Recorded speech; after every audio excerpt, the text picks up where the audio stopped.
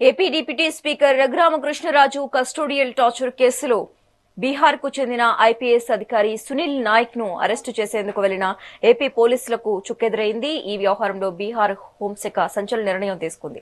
తమ అనుమతి లేకుండా తమ రాష్ట్ర అధికారులపై ఇతర రాష్ట్ర పోలీసులు చర్యలు తీసుకోవడానికి వీల్లేదని ఉత్తర్వులు జారీ చేస్తూ సునీల్ నాయక్ కు అండగా నిలిచింది. మరోవైపు ఏపీ పోలీసులు కోరిన ట్రాన్సిట్ వారెంట్ ను పాట్నా సివిల్ కోర్టు కొట్టివేసింది. సరైన అరెస్టు వారెంట్ కేసు డైరీ లేకుండా అరెస్టు చేయటమేంటని అధికారులను కోర్టు ప్రశ్నించింది.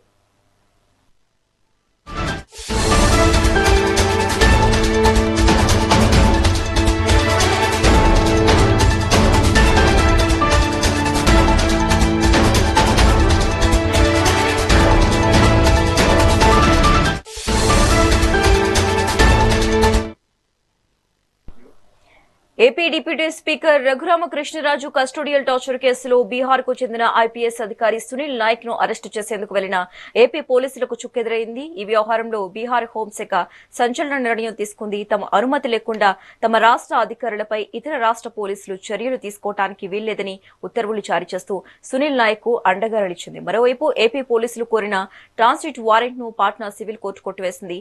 సరైన అరెస్టు వారెంట్ కేసు డైరీ లేకుండా అరెస్టు చేయటమేంటని అధికారులను కోర్టు ప్రశ్నించింది. దీంతో సునీల్ నాయక్ విడుదల కాగా ఈ పరిణామం ఇప్పుడు దేశవ్యాప్తంగా చర్చనీయాంశంగా మారింది. ఇక ఇదే అంశానికి సంబంధించి మరింత సమాచారం మా AP input editor Narendra phone ద్వారా అందిస్తారు. నరేంద్ర, ఆంధ్రప్రదేశ్ పోలీసులకి బీహార్ ప్రభుత్వం షాక్ ఇచ్చిందని చెప్పుకోవచ్చు.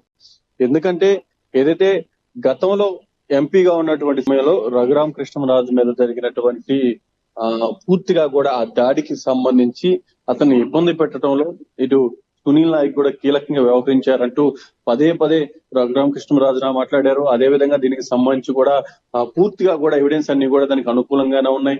దానికి తగిన విధంగా ఈ కేసులో భాగంగా అతన్ని అదుపులోకి తీసుకునేందుకు ఏపీ పోలీసులు మన బీహార్ కి వెళ్ళినటువంటి సమయంలో బీహార్ లో ఏపీ పోలీసులకి చొక్కెదురైంది. అక్కడ ఉన్నటువంటి అధికారులు వాళ్ళకి సహకరించలేదు. అదే విధంగా సరైనటువంటి ప్రొసీడింగ్స్ ఫాలో అవ్వలేదంటూ కూడా కోర్టు ట్రాన్సిట్ వారెంట్ ఇవ్వడానికి కూడా నిరాకరించింది.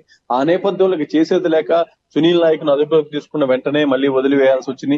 అయితే ఆ సమయంలో ఏదైతే ఏపీ పోలీసులు అత్యుత్సాహం ప్రదర్శించారు, ఏపీ పోలీసులు పూర్తి స్థాయిలో కూడా వాళ్ళు దానికి సంబంధించినటువంటి రూల్స్ ఫాలో అవ్వలేదంటూ కూడా బీహార్ హోంశాఖ చాలా సీరియస్ గా తీసుకుని ఒక ఐపీఎస్ ఆఫీసర్ ని అరెస్ట్ చేసేటప్పుడు అతను అదుపులోకి తీసుకునేటప్పుడు మినిమం ఆ బేసిక్స్ కూడా వాళ్ళు ఫాలో అవ్వకుండా వెళ్లారనే విధంగా కూడా పెద్ద ఎత్తున ప్రొజెక్ట్ అయింది. దానికి సంబంధించి పూర్తిగా కూడా బీహార్ ప్రభుత్వం ఇక ఏదైనా సరే తమ ప్రభుత్వం అనుమతి లేకుండా తమ పోలీసులపై చర్యలు తీసుకోవడానికి వీల్లేనటువంటి ఉత్తర్వులను తీసుకువచ్చింది. ముఖ్యంగా ఏదైతే దానికి సంబంధించి కూడా దేశవ్యాప్తంగా దీని మీద ఇప్పుడు ప్రధానంగా చర్చ జరుగుతూ ఉంది. ఏదైనా సరే వాళ్ళ అధికారులను ఇతర రాష్ట్రాల నుంచి ఎవరైనా అరెస్ట్ చేయడానికి ఈ అవకాశం లేకుండా కూడా వాళ్ళకి ప్రొటెక్షన్ కల్పించింది. దీనిపై ప్రధానంగా ఇప్పుడు దేశవ్యాప్తంగా చర్చకు తెరలేసిందని చెప్పుకోవచ్చు.